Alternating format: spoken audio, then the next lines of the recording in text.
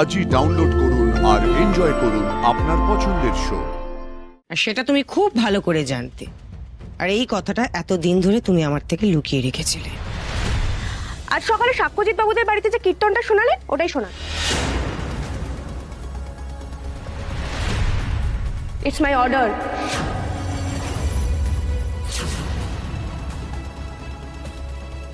কি হলো, চুপ করে আছেন কেন? গান শোনাতে বললাম তো, শুরু করুন। এটা কিন্তু ঠিক হচ্ছে না ম্যাডাম। আপনি একজন পুলিশ হয়ে এইভাবে আমার স্ত্রীকে জোর করতে পারেন না। আমি কিন্তু ছেড়ে দেবো না। আমি লাইভ করব।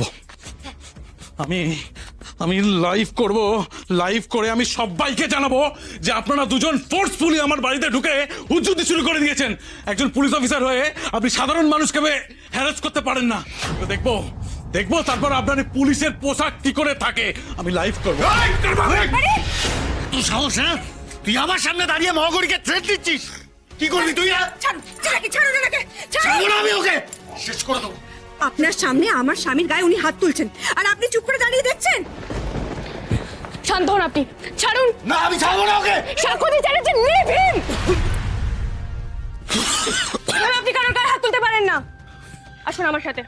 আমি আশিকে না নিয়ে এখান থেকে কোথাও যাবো না। আরশি চ্যাটার্জি এখানে নেই, আপনি দেখলেন তো সেটা। এখানে সময় নষ্ট করে লাভ নেই, চলুন। আর হ্যাঁ, আপনাদের বলছি, আজ আপনারা বেঁচে গেলেন, কিন্তু আমি যেদিন আপনাদের ধরতে পারবো সেদিন আপনাদের লকআপে ঢুকিয়েই ছাড়ব। চলুন।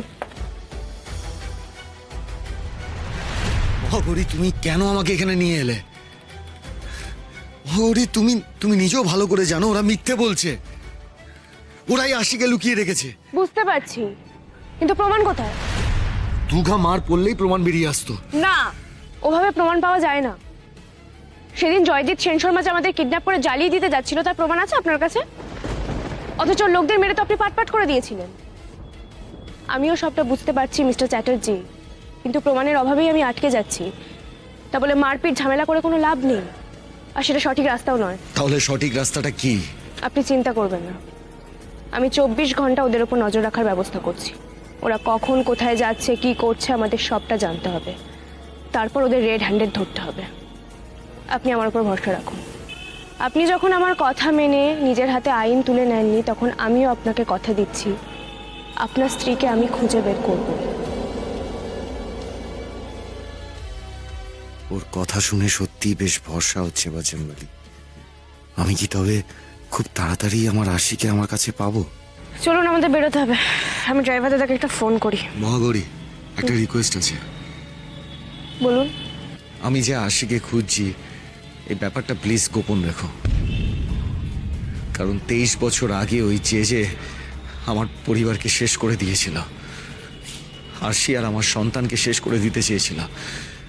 আর ও যদি একবার খবর পায় যে আশি বেঁচে আছে, তাহলে কিন্তু ও চুপ করে বসে থাকবে না।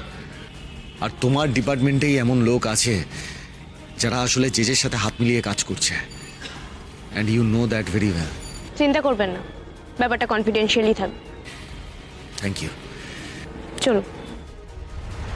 চলো, কি হলো? তোমার পাও কি চলছে না নাকি? হ্যাঁ, কি হলো? এসো এসো, এখানে বসো তো, বসো। বাপ রে বাপ, তোমার জন্য তো আজ কম ঝামেলা হলো না। হ্যাঁ, থ্যাংক ইউ দিদি। আয়, থ্যাংক ইউ। ভাগ্যিস তুই আজকে এই মহিলাকে তোর ঘরে লুকিয়ে রাখতে রাজি হলি, নাহলে দেখতেই তো পেলি। হ্যাঁ, কি হলো? হ্যাঁ, আরে থ্যাংক ইউ বলার দরকার নেই, তুই তো আমার ভাই, তোর জন্য তো এটুকু করতেই পারি। আর ভাগ্যিস তোরা সময় থাকতে সবকিছু বলেছিলিস, নাহলে তো বিপদ হয়ে যেত। তাহলে আজকে আমি আসি, কোনো হেল্প লাগলে বলিস। একদম একদম একদম। আর এই মহিলাটাকে সামনে রাখিস। আর বলতে চ চ চ চ। এই ওঠো তো, ওঠো ওঠো ওঠো, অনেক হয়েছে, ওঠো চলো। আমি ওদের কাছে যাব, গলাটা খুবছে না। এই শোনো, একদম চুপ করে থাকবে। সেই তখন থেকে ফাটা রেকর্ডের মতো এক কথা বলে যাচ্ছ। চলো চলো বলছি, যাবো। চলো। ছাড়ো, নিয়ে যাও, নিয়ে যাও। আমি যাবো না, ছাড়ো, যাবো না আমি।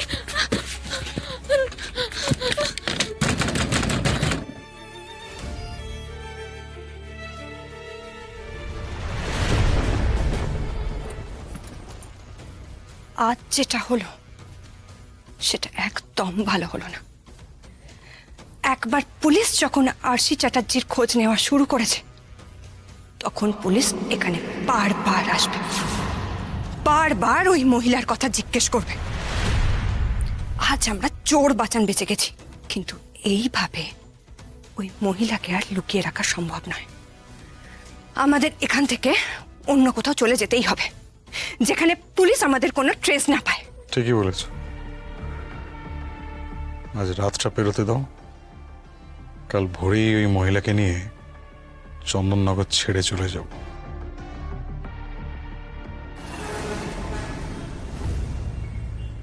ম্যাম, সাক্ষ্যজিৎ চ্যাটার্জির স্ত্রী আরশি চ্যাটার্জিকে খুঁজে বের করতে হবে। আমার মন বলছে চন্দননগরের সঞ্জয় মণ্ডলের বাড়িতে ওনাকে লুকিয়ে রাখা হয়েছে। ওই বাড়িতে 24 ঘন্টা নজরদারির জন্য আমার একটা লোক চাই ম্যাম। সে ব্যবস্থা হয়ে যাবে মহাগৌরী। Anything wrong ma'am?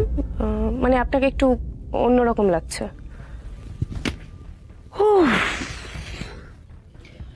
আসলে সুজয়ের কাছ থেকে একটা গুরুত্বপূর্ণ ইনফরমেশন পেয়েছি, সেটা নিয়েই ভাবছি। সুজয় দা ইনফরমেশন দিয়েছে? আমাকে নিয়ে কিছু বলেছে নাকি? কি ম্যাম, বলুন না। সুজয়ের বক্তব্য হচ্ছে সাক্ষ্যজিৎ চ্যাটার্জি আসলে বজরংবলীর দূত, আর সেটা তুমি খুব ভালো করে জানতে। আর এই কথাটা এতদিন ধরে তুমি আমার থেকে লুকিয়ে রেখেছিলে।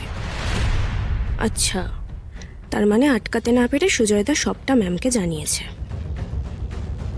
সুজয় আরো বলেছে সাক্ষ্যজিৎ চ্যাটার্জির স্ত্রীকে অনেকটা তোমার মতো দেখতে, আর সেই কারণেই তুমি তাকে সেফগার্ড করছো।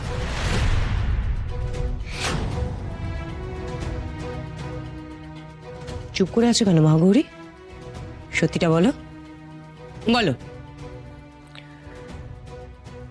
আপনার কাছে লুকোনোর কিছুই নেই ম্যাম। হ্যাঁ, এটাই সত্যি। সাক্ষ্যজিৎ চ্যাটার্জি বজরংবলীর দূত। মানে এই কথাটা তুমি এতটা শান্তভাবে কি করে বলছো? গোটা পুলিশ ডিপার্টমেন্ট যাকে হন্যে হয়ে খুঁজছে তাকে ধরা তো দূরের কথা, তার সাথে হাতে হাত মিলিয়ে তার স্ত্রীকে খোঁজার চেষ্টা করছো, আর এই কথাটা এসে তুমি আমাকেই বলছো। ক্যা বাত? মহাগৌরী, তুমি ঠিক কি চাও বলো তো? না মানে একটু ক্লিয়ার করে বলো, ঠিক কি চাইছো? মুখে তো এত বড় বড় কথা বলো, অপরাধীদের তুমি আইনের পথেই শাস্তি দেবে, ইউ হেট ক্রিমিনালস, তাহলে আর একটা অপরাধীর খোঁজ পেয়েও তাকে তুমি অ্যারেস্ট করছো না। আপনার রাগ হওয়াটাই স্বাভাবিক ম্যাম, কারণ সুজয়বাবু বজরংবলীর দূতের আসল পরিচয়টা আপনাকে জানিয়েছে। কিন্তু সুজয়বাবু এটা বলেনি সেদিন যখন গোডাউনে আমাকে পুড়িয়ে মেরে ফেলার চেষ্টা করা হয়েছিল তখন কিন্তু এই বজরংবলীর দূতই আমাকে সেখান থেকে উদ্ধার করেছে। আজকে যদি উনি ওখানে প্রেজেন্ট না থাকতেন আমি এখানে দাঁড়িয়ে থাকতে পারতাম না। আর এই পুরো ঘটনাটা কিন্তু সুজয়বাবু জানেন।